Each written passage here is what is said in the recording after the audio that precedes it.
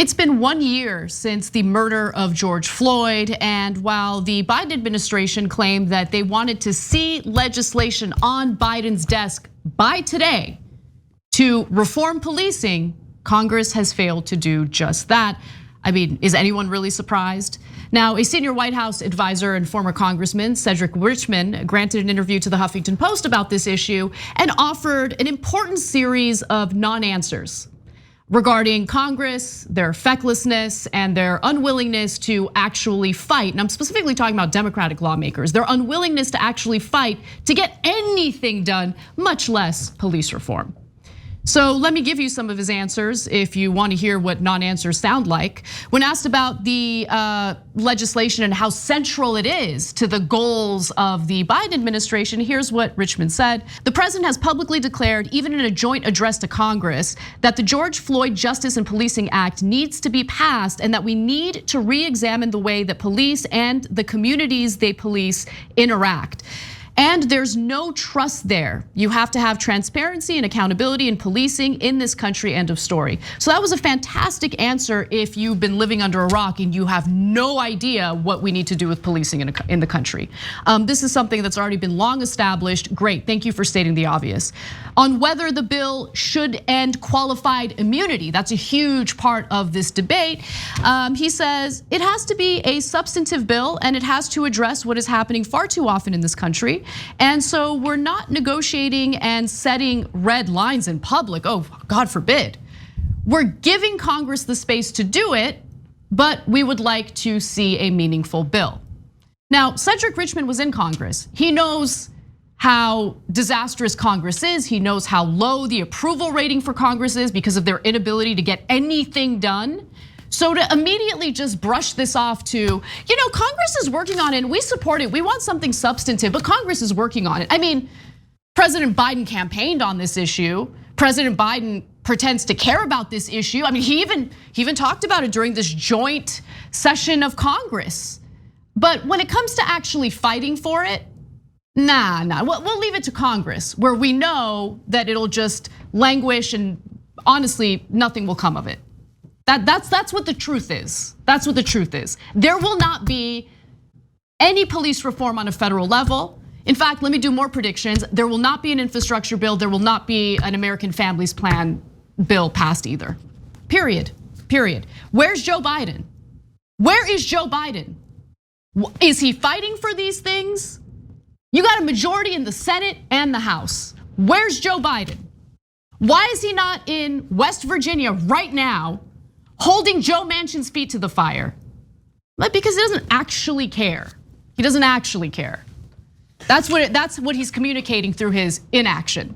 Sorry, Cenk, go ahead. Progressives in Congress. What happened? I thought you said he was going to be FDR. Oh, don't worry. We simpletons here in progressive media that help progressive legislators get elected, we don't understand things. The very sophisticated legislators understand things. Well, we said he wasn't going to do anything. You said he had it on lockdown. Who was right and who was wrong? Democrats love to pander to the Black community. They love to pander to the Latino community. They love to pander to women. They love to pander to the LGBTQ community through their rhetoric. Rhetorically, they love to pander. And also they love to weaponize identity for their own political gain. But when it comes to substance, and actually passing legislation, fighting for legislation that improves the lives of these groups of people, along with everyone else, they won't do it. Because it's a great talking point when you're campaigning. But when push comes to shove and you actually have to put in the work, they won't do it. I'm sick of it. So when you're negotiating with the Republicans on police reform, the best case scenario is that you're going to get incredibly weak police reform. Do you think the Republicans, 10 Republican senators, are going to agree to significant police reform? Anything that would bring real accountability? No one in their right mind believes that. Cedric Richmond doesn't believe that. Joe Biden doesn't believe that. Joe Manchin, Cory Booker, it doesn't matter. None of them actually believe that. So what they're doing is they're saying, hey, can you give us space to come up with maybe the weakest reform we could possibly imagine that 10 Republicans in the Senate could stomach? No, that's not interesting. If your best case scenario is that the Republicans are gonna write the police reform bill, then it's not worth the paper it's printed on. It is inconceivable that they will write a strong police reform bill when they're asking for permission from the people who enjoy police abusing minorities in this country. They get off on it, they support it, their party is built on it. You're asking them permission for police reform? Now, look, guys, this is why I get frustrated with the media. They, like stenographers, they write down Joe Biden is in favor of police reform. No, he's not. In a best case scenario, you would write, if you're an objective journalist, Joe Biden is interested in a very small amount of reform that the Republicans will agree to. That's a fact. That's a fact. So now you can say, well, I mean, he'd like to, but there's nothing he can do. No, that's saying he chooses not to fight the corporate Democrats in his party, because the corporate Democrats agree with the Republicans.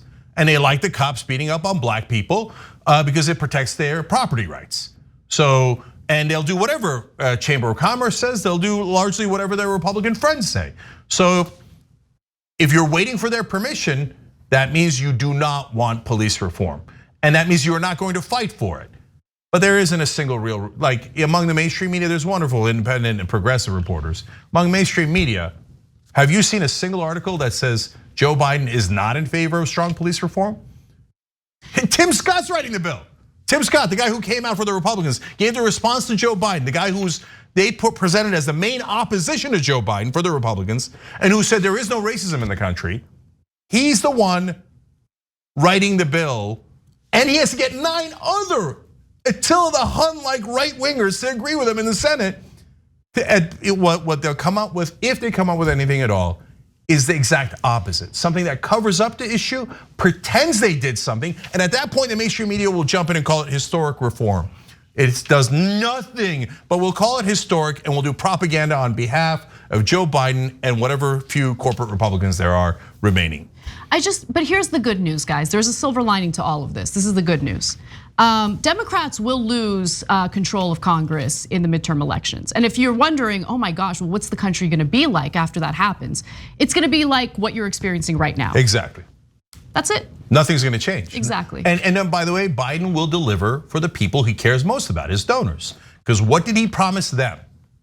That nothing will fundamentally change. What did he promise us? Getting rid of student loan debt, $15 minimum wage, lowering prescription drug prices, public option. I can go on for almost an hour. We got none of those. But the donors got exactly what they bargained for. Nothing will fundamentally change, and then they'll lose the Congress in 2022, and nothing will change from today because the Republicans still run the show. We elected Democrats, but we didn't get Democrats, or we did get Democrats, because today's Democratic leadership is Republican. You know, and Joe Biden, in various reports that we've shared with you guys on this show, I happen to enjoy them. Joe Biden seemed to get a kick out of people comparing him to FDR, but more importantly, he liked that he was considered a bolder president than Barack Obama because of what his proposals were, right? But when you really take a step back and think about it, and you look at the trajectory of Biden's presidency, he's gonna be a far weaker president than Barack Obama. And Barack Obama was nothing to write home about, but he did pass major reforms in healthcare. What's Joe Biden gonna do?